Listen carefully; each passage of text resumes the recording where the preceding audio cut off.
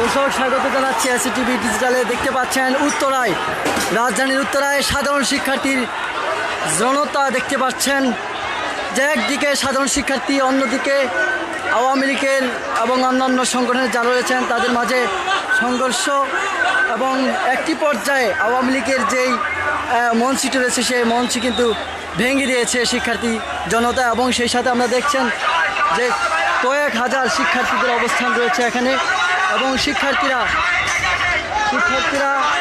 যে অবস্থান নিয়েছেন এবং শিক্ষার্থীদের যে অবস্থান আমরা যেটি দেখছি, শিক্ষার্থীদের অবস্থানের কাছে আওয়ামী লীগের নেতাকর্মীরা কিন্তু অনেকটাই ধরাশয় হয়ে দৌড়ে কিন্তু তারা পালিয়েছেন। দর্শক এমনটি কিন্তু চিত্র আমরা দেখছি এবং আমরা দেখছি যে